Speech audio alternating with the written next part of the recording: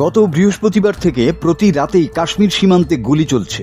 পঞ্চমবারের মতো গত মঙ্গলবার রাতেও দুদেশের সেনাদের মধ্যে তুমুল গুলি বিনিময় হয়েছে পাক ভারত সীমান্তে। নিয়ন্ত্রণ রেখায় আকাশ সীমা লঙ্ঘনের কারণে ভারতের একটি কোয়াডকপ্টার গুলি করে ভূপাতিত করেছে পাকিস্তান সেনাবাহিনী।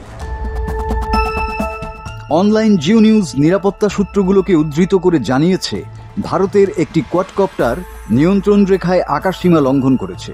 এজন্য পাকিস্তান সেনাবাহিনী তা গুলি করে ভূপাতিত করেছে। ওই সূত্র আরও জানিয়েছে, কোয়াডকপ্টারটি দিয়ে ভীমবারের মানাবার সেক্টরে গোপন নজরদারি করার চেষ্টা করছিল শত্রুপক্ষ।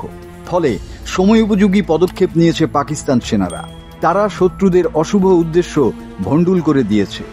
নিরাপত্তা সূত্রগুলো আরও নিশ্চিত করেছে যে কোনো আগ্রাসনের তাৎক্ষণিক ও কার্যকর জবাব দেওয়ার জন্য পুরোপুরি প্রস্তুত পাকিস্তান সেনারা। ডয়েচে ভেলের সূত্র জানায়, দুই দেশের মধ্যে পাল্টাপাল্টি গুলি চললেও তার জন্য পাকিস্তানকে দায়ী করছে ভারত। তাদের অভিযোগ, পাকিস্তানের সেনারা গুলি চালাতে শুরু করলে ভারত তার জবাব দিয়েছে। তবে পাল্টা ভারতকে দায়ী করেছে আবার পাকিস্তান। তারাও একই রকম বক্তব্য দিচ্ছে।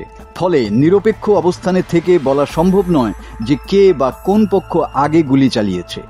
ভারতীয় সেনার তরফে বিবৃতিতে বলা হয়েছে, কোনো রকম উস্কানি ছাড়াই পাকিস্তানের সেনা স্মল আর্মস ফায়ারিং শুরু করে। কুপওয়ারা ও বারমুলায় নিয়ন্ত্রণ রেখা বরাবর এই গুলি চলে। আখনুর সীমান্তেও গুলি চলে। ভারতীয় সেনা তার প্রত্যুত্তর দিয়েছে। পেহেলগামে ২৬ জনের মৃত্যুর পর পাকিস্তানের বিরুদ্ধে একাধিক ব্যবস্থা নেওয়ার কথা ঘোষণা করেছে ভারত। পাকিস্তানও জানিয়েছে তারা সিমলা চুক্তি সহ ভারতের সঙ্গে সব চুক্তি স্থগিত করছে।